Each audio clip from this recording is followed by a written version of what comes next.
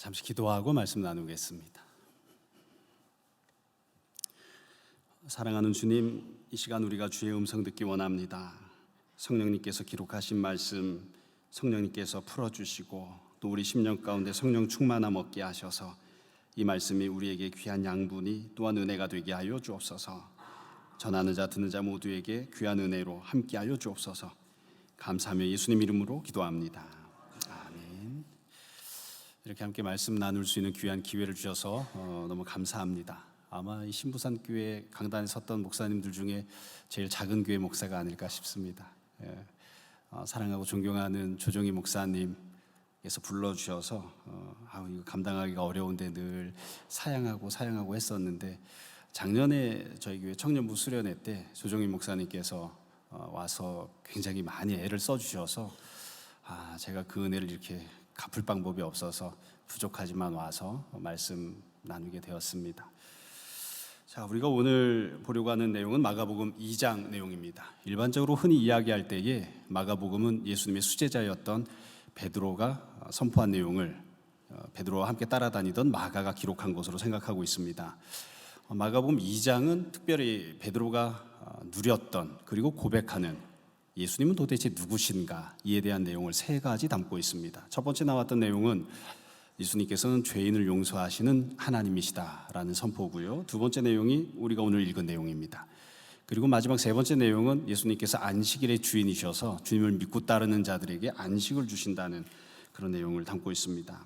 오늘 한 구절 한 구절 조금씩 말씀을 짚어가면서 설명하고 마지막에 좀 더 정돈하는 방식으로 말씀을 나누려고 합니다. 먼저 13절에 보시면 예수님께서 바닷가에 나가셔서 큰 무리가 나왔고 그들을 또 가르치셨죠. 14절에 보면 또 지나가시다가 알페오의 아들 레위가 세관에 앉아 있는 것을 보시고 그에게 이르시되 나를 따르라 하시니 일어나 따르니라, 이렇게 되어 있습니다. 예수님께서 레위를 제자로 부르신 거죠. 예수님이 레위를 부르시는 장면을 보면 독특한 특징을 갖고 있습니다. 아주 뚜렷한 의도를 갖고 기록한 거예요. 모든 행동의 주체가 예수님으로 되어 있습니다. 예수님이 지나가신 거죠. 우리말 성경에서는 그냥 지나가셨다 이렇게 되어 있지만 예수님께서 그냥 한가하게 바람 쐬러 가신 게 아니라 뚜렷한 목적을 가지고 레위를 부르시려는 마음과 계획을 가지고 레위를 찾아가셨고, 그리고 레위 주변을 지나가셨고, 레위가 세관에 앉아 있는 것을 보셨고 레위에게 먼저 말씀을 건네신 겁니다. 네가 지금 앉아 있는 자리에서 일어나고 여지껏 살던 삶을 정리하고 나를 따라와라.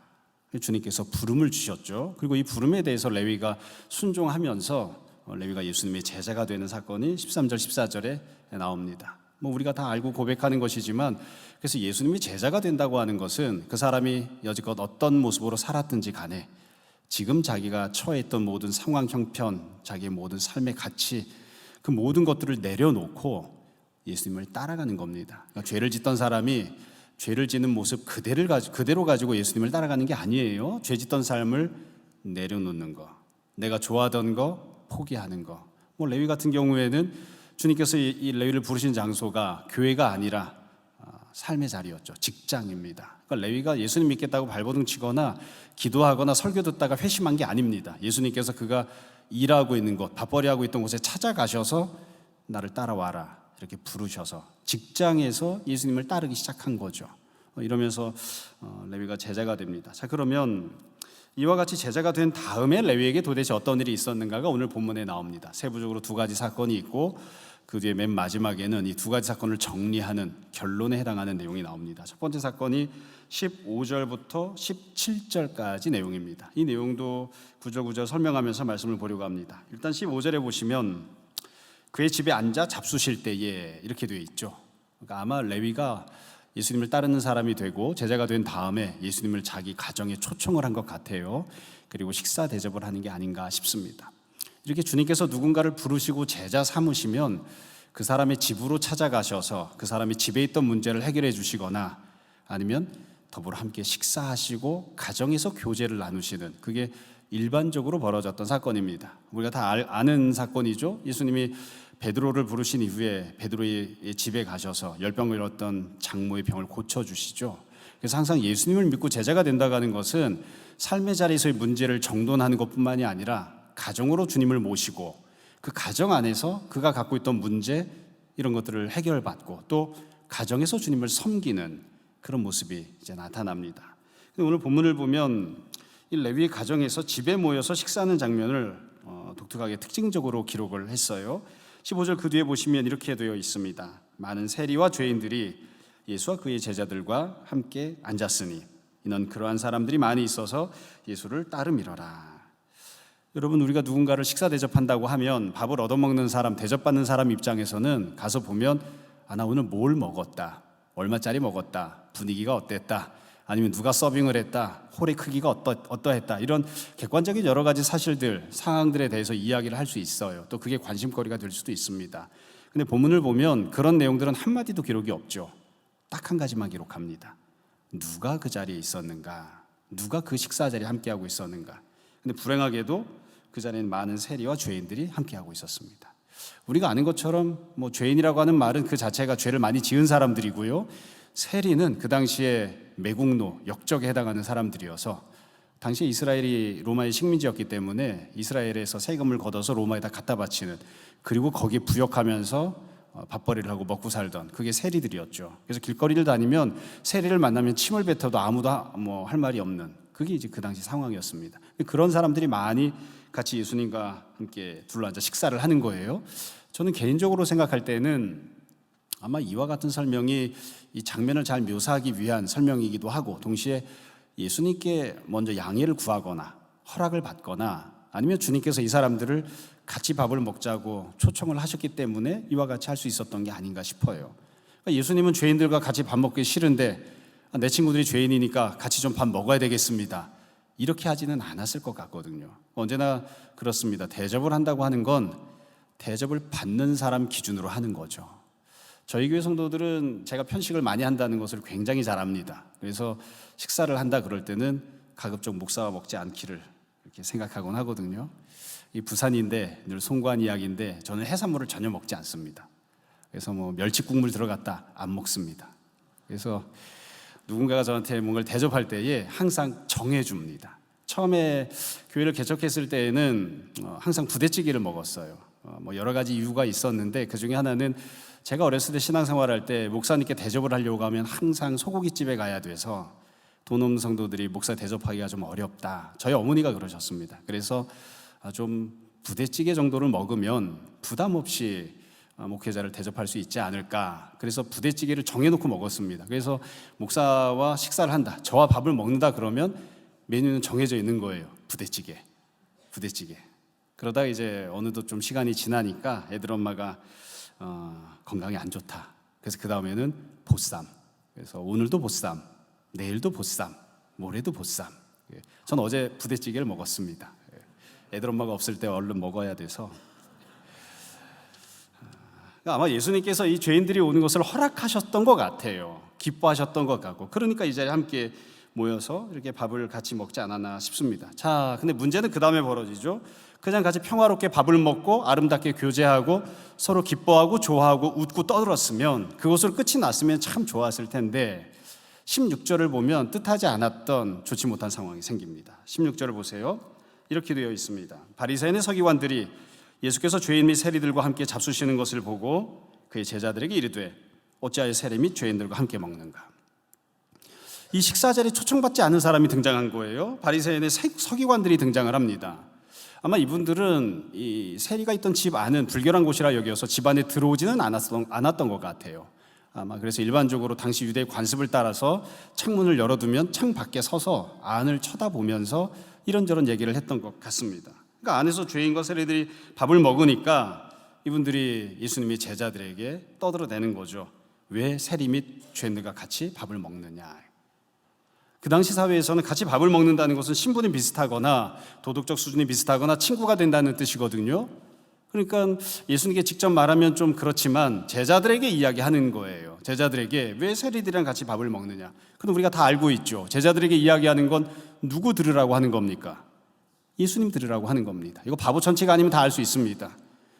좋지 않은 예이긴 하지만 오늘날 만약 누군가가 부부싸움을 했다고 치자고요. 남편이 뎁다 막 소리를 지르고 그리고서는 출근한다고 나갔습니다. 아파트 문을 딱 열고 나갈 때 뒤에서 부인이 집안에 있던 강아지를 발로 걷어차면서 이놈의 개새끼가 왜 이렇게 시끄럽게 깽깽거려? 누구 들으라고 하는 거죠? 앞서 나간 개새끼한테 한 얘기입니다. 다 이게, 그래서 지금 사람들이, 이 바리새인들이, 서기관들이 예수님 들으라고 이야기를 하는 거죠. 더군다나 지금 이 이야기는 예수님께 직접 하는 게 아니잖아요. 제자들에게 합니다. 훨씬 더 만만했겠죠. 아마 함부로 이야기하지 않았을까 싶습니다. 성경은 구체적인 뉘앙스나 어조, 톤을 기록하지 않습니다. 그래서 어떤 뉘앙스였을까를 우리가 생각하면서 좀 봐야 되는데요. 제가 개인적으로 생각할 땐 그런 것 같아요. 좀 험악한 분위기로 하지 않았을까. 부드럽고 친절하고 상냥하게 점잖게 말하진 않았을 것 같아요.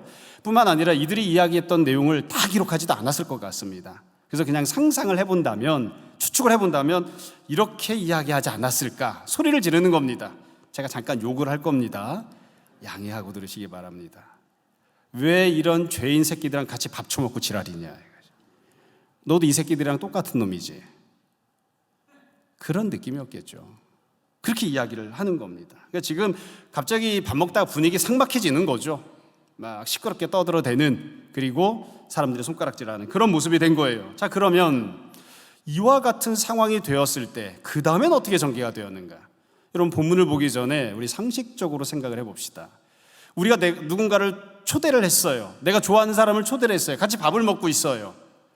그런데 누군가가 찾아와서 나를 좋아하지도 않고 나랑 친하게 지내지도 않아요. 그런 누군가가 찾아와서 막 소리를 질러대면서 왜 밥 처먹느냐 이러고서 막 손가락질을 해대면 어떻게 행동하는 게, 어떻게 반응하는 게 정상일까요? 어떻게? 여러분 같으면 어떻게 하시겠습니까?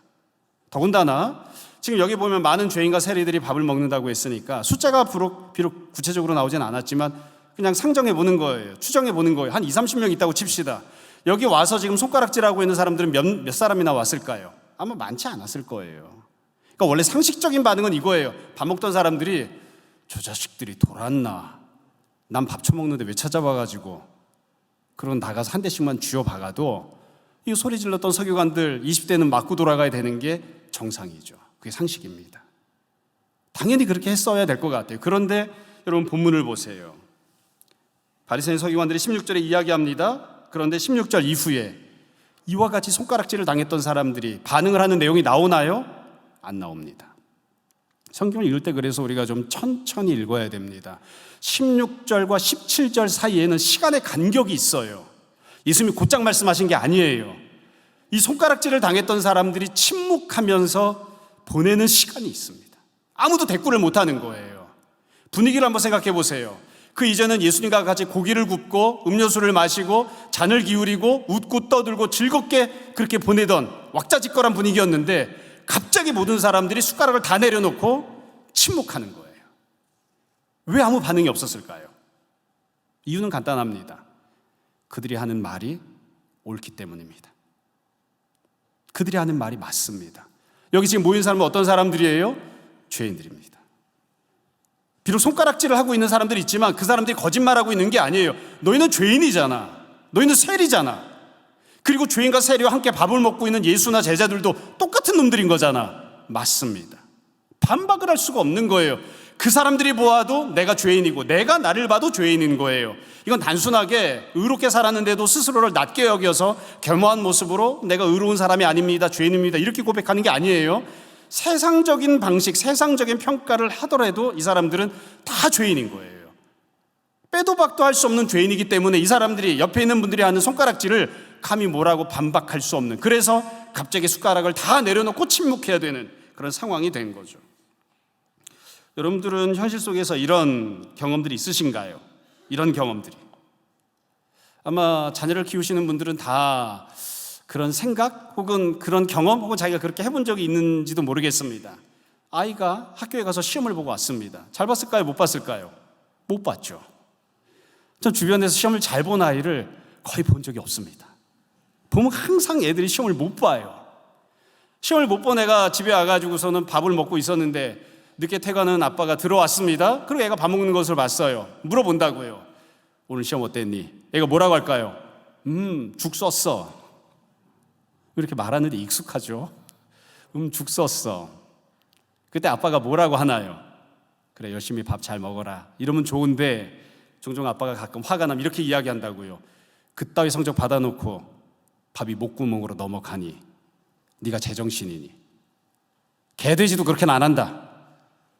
할 바를 다 하고 밥을 먹든 뭐를 하든 해야지. 너에게 맡겨진 일을 네가 해야 되는 일을 하지도 않은 채 지금 그게 밥이 목구멍으로 넘어가니 그럼 애가 어떻게 하나요? 둘 중에 하나입니다. 첫 번째, 이 왼수 같은 집구석 다시 들어오나 봐라. 그리고서 놓고 나가버리든지. 두 번째, 숟가락 내려놓고 우는 거죠. 밥 먹다가 시험을 못 봤으니까, 공부를 못했으니까, 취업이 안 됐으니까, 혹은 다른 여러 가지 부분에 부족한 부분이 있으니까 나 같은 건 밥 먹을 자격이 없지. 그리고서는 이 볼 안쪽에다가 밥을 이렇게 다 이렇게 넣어놓은 채로 우물우물거리고 눈물 뚝뚝 흘리고 앉아 있는 거죠. 이 경험을 안 해본 사람은 이게 무슨 말인지 모릅니다. 밥 먹다가 너 밥이 목구멍으로 넘어가니? 네 주제를 생각해봐. 네가 지금까지 했던 걸 생각해봐. 이런 얘기를 듣는, 그게 지금 장면인 거예요. 굉장히 슬프고 안타까운 그런 모습입니다. 또 이 장면이 갖고 있는 독특한 특징이 있어요. 그건 뭐냐면 예수님은 죄가 없으시다는 겁니다. 지금 죄는 누가 졌죠? 제자들이 죄를 졌어요. 제자들이 인생을 엉망으로 살았어요. 제자들이 개떡같이 산 거예요. 그런데 지금 욕지거리는 누가 듣습니까? 예수님께서 듣고 계세요. 이게 참 묘한 특징인 거죠. 이게 참, 그래서 예수님 입장에서 놓고 보자면 우리가 만약 예수님이라면 부당한, 불합리한 그런 처우를 받고 있는 거예요. 예전에 해외여행 가면 그런 이야기들이 많이 돌았습니다. 뭐 유럽에 어디를 갔는데 길바닥에서 침을 뱉다가 경찰한테 잡혔어요. 그러면 뭐라고 이야기해야 됩니까? 모시모시 사요나라 이래야 됩니다. 일본 사람인 척. 왜 그렇죠? 한국말 하면 길바닥에 침 뱉은 건 한국 나지만 욕먹는 건 누구예요? 한국 사람이라고요. 그러니까 한국 사람이 아닌 것처럼 행동하는 거예요. 아닌 것처럼. 여러분, 제가 어렸을 때, 고등학교 다닐 때 그런 일이 한번 있었습니다. 왜 학교에 가면 아이들이 종종 담배를 피우는 애들이 있잖아요. 그렇죠? 그래서 화장실에서 어떤 녀석이 담배를 피우다가 선생님에게 걸린 거예요. 선생님이 그 아이를 벌을 준다고 교무실 입구에다가 무릎 꿇고 손을 들고 있게 했었어요. 이 양손에다가 이렇게 담배를 한 가지씩 이렇게 딱 들고 교무실 앞에 서 있습니다. 그럼 들어가는 선생님들이 다 뒤통수를 한 대씩 때리세요. 대가리에 피도 안 마른 자식이 벌써부터 담배나 피고 한 대씩 다 때리고 지나가는데, 고등학교 선생님 중에 한문 선생님이 별명이 대마왕이라는 선생님이 계셨어요. 정말 열심히 불교를 믿는 분이에요. 이분이 막대기에다 대마왕이라고 써가지고 다니면서 애들을 딱 때리고 다니셨거든요. 근데 이분이 교무실로 들어가다가 양손에다가 담배까치를 끼고 이렇게 딱 손 들고 있는 애를 보고 그날도 그냥 지나가지 않고 막대기로 애 뒤통수를 탁 때리신 거예요. 그리고 나서는 똑같이 말씀하신 거죠. 대가리 피도 안 마른 자식이 담배나 피고. 그리고 한 가지를 더 말씀하셨어요. 너 종교가 뭐야? 뭐라고 대답해야 됩니까? 불교입니다. 그게 주님께 영광 돌리는 길이에요. 불교입니다. 근데 얘가 어떻게 했느냐? 솔직하게 말한 거예요. 저 교회 다닙니다. 교회 다닌다고 얘기를 했어요. 그러니까 이 선생님이 뭐라고 했을까요? 교회 다니는 것도 그럴 줄 알았다. 담배 누가 폈나요? 그 자식이 폈잖아요. 욕은 누가 들었나요? 예수님이 듣고 계신 거죠. 지금 상황이 그런 겁니다. 지금 상황이 그런 거예요. 참 어렵습니다. 예수님은 아무 잘못이 없어요. 그런데 제자들이 죄를 졌기 때문에 예수님이 욕지거리를, 손가락질을 당해야 되는 그런 형편이 된 거죠. 정리하자면 이렇습니다.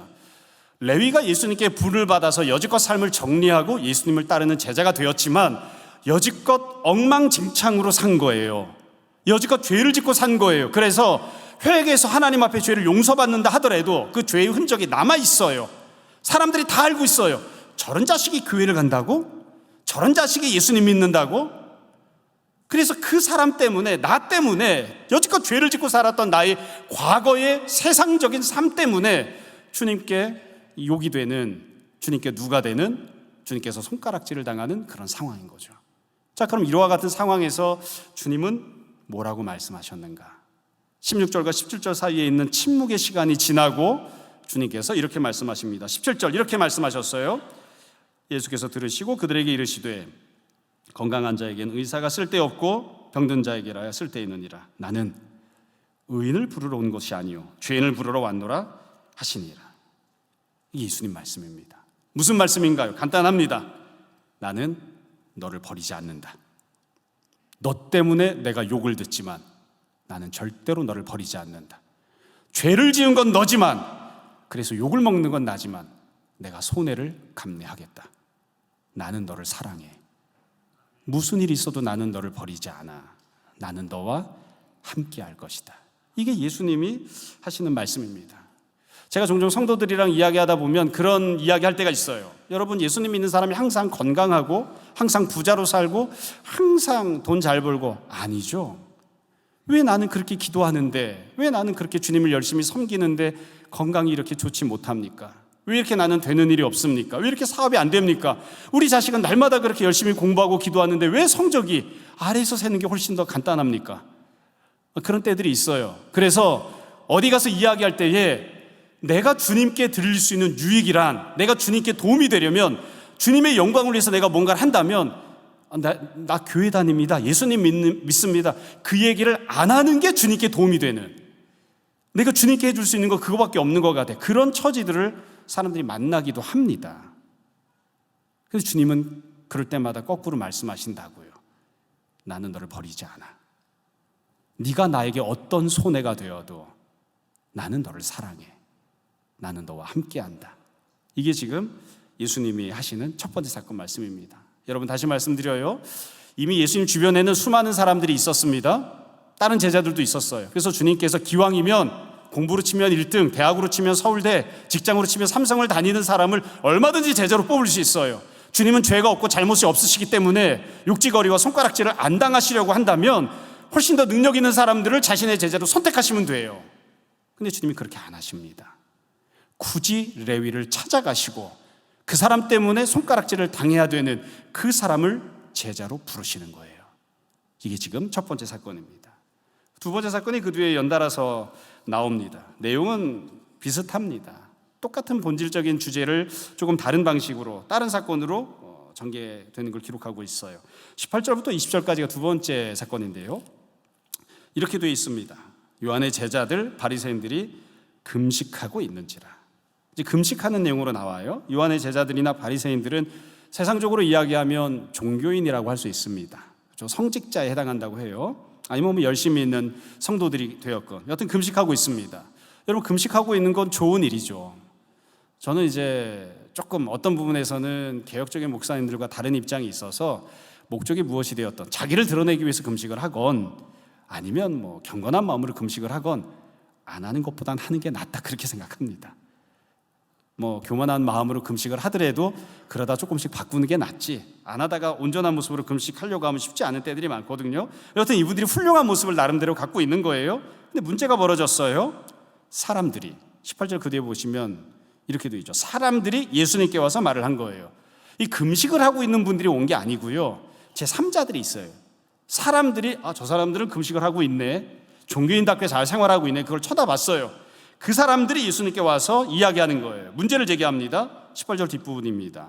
요한의 제자들, 바리새인의 제자들은 금식하는데 어찌하여 당신의 제자들은 금식하지 아니하나이까? 당신의 제자들은 왜 금식을 안 합니까? 지금 문제를 제기한 거예요. 그러니까 문제는 어디서 생겼느냐? 예수님 제자들이 금식을 안 합니다. 참 이걸 보면 참 답답합니다. 여러분들 어떤 느낌이신지 모르겠는데, 저는 이제 목사이기도 하고 또 목사가 되기 이전에도 그런 생각이 있었어요. 제가 고등학교 다닐 때 또 저는 재수를 했거든요. 재수를 할 때 곰곰이 생각을 해봤습니다. 내가 주님께 드릴 수 있는 게 뭐가 있을까? 내가 주님께 드릴 수 있는 가장 귀한 게 뭘까? 제가 고3이 되었을 때, 재수할 때 생각해 보니까 가장 귀한 건 시간이더라고요. 그래서 내가 주님께 시간의 11조를 드리겠습니다. 그래서 하루에 2시간 24분은 기도하거나 성경 읽거나 하는데 꼭 쓰겠습니다. 그러니까 열심히 나름대로 그걸 한 거예요. 왜냐하면 돈이 없으니까. 주님께 드릴 수 있는 돈이 없어요. 주님께 가서 뭘 할 수 있는 게 없어요. 그러니까 내가 갖고 있는 걸로 뭔가를 어떻게든 해서 주님을 섬기기를 원했던 거였거든요. 제가 이야기할 때마다 늘 하는 얘기가 있어요. 시간의 11조를 주님께 드리면 그 다음에 결과가 무엇일까요? 저는 살아계신 하나님을 믿습니다. 비록 공부를 조금 해도 하나님께서 살아계시기 때문에 적게 공부를 했어도 주님이 채워주십니다. 다만 제게는 안 채워주시고 채워주신 분이 따로 있더라고요. 그렇게 시간에 11조를 하면 대학을 떨어집니다. 재수를 하게 됩니다. 이건 뭐 어쩔 수 없는 부분인 것 같아요. 조금 곁길로 나간 얘기긴 한데, 사랑을 하면 함께하기 위해서는 희생하고 헌신하고 섬겨야 되는 거거든요. 제가 아이들을 가르칠 때 저희 집에는 머슴아가 둘이 있습니다. 아들이 둘이 있습니다. 애들이 머슴이라고 자꾸 하지 말라고 했는데 아들이 둘이 있는데 애들이 어렸을 때 그때 제가 그렇게 이야기를 했어요. 이게 옳건 그르건 율법적인 어떤 의미를 떠나서 주일은 공부하지 마라. 그리고 아빠는 수요 예배는 꼭 나왔으면 좋겠다. 제가 교회를 하고 있기 때문에 목회를 하기 때문에 애들은 뭐 당연히 나와야 됐거든요. 계산을 시켜줍니다. 너희 수준으로 공부를 하는 아이들, 공부를 잘하는 애들이 주일날 교회 안 가고 공부하면 얼마나 할까? 얼마나 할까요? 하루 15시간은 합니다. 공부하는 시간 주일날 15시간 한다고 치자. 수요일날 교회 나와야지. 3시간 빼자. 그럼 네가 다른 애들보다 18시간 공부하는 시간이 부족한 거야. 일주일에. 1년은 52주죠? 그러면 1년이면 900시간 다른 애들보다 공부를 적게 한 거다. 고등학교 다닌 3년이면 2700시간, 약 3000시간 공부한 시간이 너희는 모자란다. 아빠는 믿는다. 하나님이 살아계시다고. 너희가 3000시간 부족하지만 하나님이 그 부족한 걸 채워주실 거야. 그러나 신앙은 하나님이 설령 채워주지 않으셔도 그걸 선택하는 게 믿음이다. 애들이 물어요. 그럼 어떻게 합니까? 재수하면 된다. 네가 재수를 하면 다른 애들 고3까지 다닌 정도야. 재수해서 안 되면요, 삼수를 하면 된다. 네가 삼수를 하면 다른 아이들 재수한 정도는 되는 거야. 재수하는 정도는 되는 거야. 그래서 감사하게 이게 말이 씨가 돼가지고 첫째가 삼수를 했습니다. 첫째가 삼수를 했지만 그래도 주일날은 교회 나오고 수요일날은 예배드리러 나오고 금요일날 기도하러 나옵니다. 지금도 그렇게 하고 있습니다. 나중에 이렇게 지나고 나서 보니까 삼수를 해서 대학을 가기는 갔는데 자기 실력만큼 간 게 아니라 더 좋은 대학을 갔습니다. 주님이 뭔가를 더 붙여주시더라고요. 주님이 채우신다고 믿습니다. 갑자기 쓸데없는 얘기를 해서 죄송합니다. 여하튼 이 사람들이 금식을 하고 있는데 예수님 제자들이 금식하지 않으니까 이거에 대해서 이제 문제가 된 거죠. 여러분, 내가 비록 세상적으로 좀 부족한 게 있어도 신앙적으로는 좀 열심을 낼 수 있잖아요. 기도도 열심히 하고 금식도 하고. 근데 제자들 안 그렇게 합니다. 그러니까 지금 여기서도 이 사람들이 하고 있는 문제 제기는 타당한 거예요. 왜 종교인인데 종교인답게 행동하지 않느냐? 당신이 정말로 신실한 종교인이 맞다면, 훌륭한 랍비가 맞다면 당신이 가르치는 제자들이 마땅히 기도하고 금식하고 성경 읽고 종교인답게 사는 게 마땅하지 않느냐? 그렇게 질문을 제기한 것이죠. 이 부분에서도 마찬가지입니다. 이와 같이 질문을 제기했을 때 마땅히 18절 이후에 제자들의 반응이 있어야 됩니다. 제자들이 뭐라고 반응했어야 될까요? 이렇게 이야기해야 돼요. 너희가 몰라서 그렇지 우리는 골방에서 기도하고 있다. 너희가 몰라서 그렇지 우리는 금식하고 있다. 이렇게 대답을 해야 되는데 그렇게 대답을 못했어요. 왜 대답을 못하고 제자들이 했던 말이 아무것도 나오지 않고 침묵의 시간이 18절과 19절 사이에 들어있는 걸까요? 이유는 간단합니다. 제자들은 죽어도 금식을 안 합니다. 죽어도 금식 안 해요. 지금 장면도 뭐 하던 거였죠? 먹는 장면이죠. 우리가 함께 보진 못하지만 다음 장면도 먹는 장면입니다. 그 다음 장면도 먹는 장면입니다. 제자들은 복음서를 읽다 보면 죽어도 기도하지 않기로 작정한 사람들 같아요. 성경을 보면 아주 의도적으로 기록해 놓은 것처럼 보입니다. 기도하는 모습의 제자는 한 번도 안 나옵니다. 심지어 제자들은, 사도들은 식사 기도하는 장면도 안 나와요. 우리가 다 잘 알고 있죠. 주님이 십자가 지실 때 겟세마네 동산에서 제자들에게 기도해달라고 부탁하잖아요. 제자들이 어떻게 했죠? 잤습니다. 기도 안 한다고요. 그러니까 제자들이 할 말이 없는 거예요. 종교인답게 뭔가 행동하고 있는 게 없는 거예요. 그러니까 지금 문제는 아주 간단해요. 앞부분과 조금 다른 부분이지만 신앙적인 부분에서 생각해 봤을 때 예수님 믿기 이전이 아닙니다. 예수님 믿고 제자가 된 다음이에요. 예수님 믿고 제자가 되고 주님 따라가고 신앙생활을 시작했어요. 그 다음에 신앙적인 측면에서 생각해 봤을 때 제자들이 그럼에도 불구하고 내세울 게 없는 거예요. 신앙인다운 모습이 없는 거예요. 자, 이때 어떻게 해야 됩니까? 우리가 늘 궁금해하고 관심을 두는 건 예수님의 행동이거든요. 주님이 만약에 이때 이 제자들 때문에 욕제거리 드는 것을 안 듣고 싶으시다면 어떻게 해야 될까요? 간단합니다. 예수님 주변에 그 당시에 이미 유대 사회에 일주일에 2번씩 금식하는 사람들이 즐비했습니다. 그들 중에 제자를 뽑으시면 돼요. 이미 금식하는 게 익숙한 사람들을 제자로 선택하시면 돼요. 기도 열심히 하는 사람들을 제자로 삼으시면 돼요. 근데 예수님 그렇게 안 하시는 거예요. 예수님께서 지금 있는 제자들에게 난 너희들에게 실망했다. 나가. 금식도 안 하는 것들이, 기도도 안 하는 것들이 그게 제자가 맞냐? 나가. 새로 뽑겠다. 이제부터 훈련생 다시 받을 테니까 지원해라. 일주일에 금식 2번 할 수 있는 사람, 11조 할 수 있는 사람, 술 담배 끊을 사람, 그 중에서 받을 테니까 지원을 해라. 그리고 그게 입증되는 사람 중에서 내가 뭔가 하겠다. 이러시면 돼요. 예수님 그렇게 안 하세요. 그리고 나서는 이렇게 말씀하시죠. 19절. 예수께서 그들에게 이르시되 혼인집 손님들이 신랑과 함께 있을 때 금식할 수 있느냐? 신랑과 함께 있을 동안에는 금식할 수 없느니라. 그러나 신랑을 빼앗길 날이 이르리니 그날에는 금식할 것이니라. 여러분, 이게 예수님 말씀이기 때문에 우리가 함부로 아무렇게나 평가할 수는 없습니다만, 제가 개인적으로 생각할 때는 이거 예수님께서 아무 말씀이나 막 하고 있는 겁니다. 여러분들이 만약에 문제를 제기한 사람이라고 가정을 해보자고요. 여러분들이 왜 금식 안 합니까? 이야기했어요. 근데 예수님이 혼인집 신랑과 함께 있을 때 어떻게 금식하니? 이렇게 이야기하면 납득이 되시겠습니까? 이거 설명 아니에요. 납득할 수 없어요. 다시 말씀드릴게요. 아까 이야기했던 그 아이를 다시 생각해 보세요. 시험 죽 써놓고 와서는 밥을 막 꾸역꾸역 먹고 있는 아이. 그 아이에게 아빠가 들어왔어요. 그런데 얘가 공부를 못해서 성적이 잘 안 나왔단 말이에요. 그때 아빠가 들어와서 하는 말이 지금은 공부할 때가 아니다. 계속 밥을 먹자. 네가 계속 해왔던 대로 PC방을 가자. 이렇게 이야기하면 그게 말이 됩니까? 예수님께서 하신 말씀은 문제를 제기한 사람들을 타당하게 논리적으로 설득하는 내용이 아니에요. 그냥 아무 말씀이나 막 하는 거예요. 주님께서 정말 하시려고 하는 내용은 이거거든요. 더 묻지 마. 얘기하지 마. 금식을 하던 아니면 금식을 하지 않던, 기도를 하건 기도를 하지 않건 나는 이 사람들 버리지 않아. 나는 이 사람들이랑 함께하고 있을 거야. 내가 이 사람들의 신랑이 되어서 검은 머리 팥뿌리처럼 될 때까지 영원히 이 사람들과 함께하고 있을 거야. 금식을 하건 하지 않건. 예수님께서 그냥 억지를 부리고 계신 거예요. 사실은 타당하게 상식적으로 생각해 보자면 주님이 2가지 말씀을 하셔야 맞아요. 1번, 문제를 제기한 사람들에게 뭐라고 말씀하셔야 되나요? 미안합니다. 내가 잘못 가르쳐서 그렇습니다. 앞으로 잘 가르쳐서 종교인답게, 신앙인답게 금식하고 기도하는 사람이 되게 만들겠습니다. 좀 기다려 주십시오. 이렇게 말씀하셔야 맞죠. 2번, 제자들에게 이렇게 말씀하셔야 됩니다. 니네 때문에 어제도 오늘도 욕 먹었다. 언제까지 내가 이렇게 욕을 먹어야 되니? 금식 좀 하자. 금식 좀. 기도 좀 하자. 이렇게 말씀하셔야 돼요. 근데 예수님 그렇게 말씀 안 하십니다. 그냥 쉽게 이야기하면 이거예요. 난 네가 좋아. 나는 너를 사랑해. 금식 안 하는 거 바람직하지 않지만 앞으로 네가 금식해야 되겠지만 나는 네가 금식을 안 한다고 해서, 기도를 안 한다고 해서 난 너를 버리지 않아. 너 때문에 내가 욕을 들어도, 네가 신앙생활이 엉망이어서 내가 손가락질을 당해도 나는 너 영원히 함께할 것이다. 이게 예수님이 주시는 말씀입니다.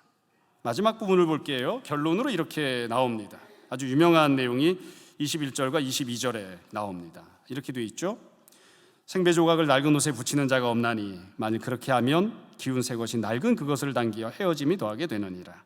새 포도주를 낡은 가죽 부대에 넣는 자가 없나니 만일 그렇게 하면 새 포도주가 부대를 터뜨려 포도주와 부대를 버리게 되리라. 오직 새 포도주는 새 부대에 넣느니라 하시니라. 굉장히 유명한 내용입니다. 흔히 이 이야기를 새 술은 새 가죽 부대에 넣는다 해서 기존의 제도를 버리고 새로운 제도를 만들거나 무언가를 새롭게 시작할 때 이 구절을 불신자들도 종종 사용하곤 하죠. 그런데 이 말씀을 하신 것은 앞에 있었던 2가지 사건에 대한 결론으로 말씀하신 거예요. 앞에 있던 2가지 사건을 요약해서 이렇게 말씀하신 겁니다. 포도주를 가죽 부대에 담습니다. 예전에 있었던 옛날의 포도주가 있어요. 하나님께서 이스라엘 백성들에게 구약시대를 통해서 베푸셨던 은혜들이 있습니다. 근데 이 은혜는 누가 받느냐? 옛술이 받는 거예요. 옛 포도주가. 어떤 옛 포도주가 받느냐? 1번 유대인이어야 되고요. 이방인 안 됩니다. 2번 남자여야 됩니다. 여자 안 됩니다. 3번 성인이어야 됩니다. 어린아이거나 노인들은 안 됩니다. 4번 흠이 없어야 돼요. 흠이 있으면 안 돼요. 유대인이면서 남성이면서 성인이면서 흠이 없는 사람들만 하나님이 정하셨던 성전에 들어가서 은혜를 받을 수 있어요. 이게 옛술을 예루살렘이라고 하는 옛 가죽 부대에 담는 거예요. 근데 이와 같이 은혜를 베푸시면, 이런 사람들만 은혜를 받을 수 있다면, 그러면 은혜를 받을 수 없는 사람들이 있는 거예요. 여자는 어떻게 합니까? 이방인은 어떻게 합니까? 성인이 아닌 사람은 어떻게 합니까? 불구자는 어떻게 합니까? 죄가 있거나 흠이 있어서 예수님께 유익이 되지 못하고 나 때문에 주님께서 손가락질을 당하게 되는 그런 사람들은 어떻게 해야 됩니까? 이와 같은 새 술을 예수님께서 예루살렘이라고 하는 옛 가죽 부대가 아니라 예수 그리스도라고 하는 새로운 가족 부대에 담아주시겠다고 선포하시는 거예요. 나는 너를 버리지 않는다. 내가 너를 담아줄게. 내가 너와 함께 할 것이다. 이게 주님께서 결론적으로 말씀하신 내용입니다. 말씀을 정리하겠습니다. 막 이렇게 저렇게 침 튀겨가면서 말씀드렸지만 결국 결론은 똑같아요. 간단합니다. 여러분, 우리가 부름받았을 때를 생각해 보십시오. 내가 주님께 유익이 되고 주님께 도움이 되고 나와 같은 사람이 교회에 나오면 교회가 찬란하게 빛날 것 같아서 주님이 우리를 부르셨나요? 그럴 때 우리를 부르셨나요? 그렇지 않습니다. 나 때문에 교회가 손해가 되고 나 때문에 주님께서 욕을 듣고 주님이 다 알고 계세요. 저 자식 불러와봤자 헌금 안 할 것도 알고 계세요. 금식 안 할 것도 알고 계세요. 개판으로 살았던 것도 알고 계세요. 그래도 부르시고 함께 해주시겠다고 그 은혜를 주님께서 약속하시고 베풀어 주신 거죠. 참고로 한 가지만 더 말씀드리고 오늘 말씀을 마무리하겠습니다. 이제 새벽 기도회 때도 계속 말씀을 나누어야 돼서 자녀들과 관련된, 가정과 관련된 내용을 우리가 생각해 보았으면 합니다. 사실 이 말씀은 우리가 어떤 은혜를 받는가에 대한 말씀입니다. 그러니까 우리가 어떤 은혜를 받는지만 잘 생각하시면 됩니다. 내가 다른 사람에게 이런 은혜를 베풀어야지, 굳이 이것까지 생각은 안 해도 돼요. 그런데 우리가 다 부모로 살면, 누군가에게 믿음의 선배로 살면 다 그런 거룩한 부담감을 갖죠. 여러분, 좋은 부모가 된다는 것, 좋은 배우자가 된다는 것, 좋은 선배가 된다는 건 무슨 뜻인가요? 예수님처럼 한다는 겁니다. 그 사람이랑 같이 밥을 먹으면 속상한 일이 생기고 그 사람이랑 같이 무언가를 하고 있으면 손가락질을 당해도 내가 그 사람을 품어주고 그 사람과 함께 해주는 거죠. 내 자녀가 나를 빛나게 해주지 않아도, 내 자녀가 나에게 부담이 되어도 내가 내 자녀를 위해서 희생하고 섬기고 또 주님이 하신 것처럼 자기를 부인하고 자기 십자가를 감당해주는 헌신하는 모습으로 내 자녀와 늘 함께 해주는, 자녀가 엉망진창으로 무언가를 했어도 그 자녀와 함께 같이 앉아서 밥을 먹는, 같이 있어주는, 그게 주님을 닮은 배우자, 부모, 선배로 살아가는 모습입니다.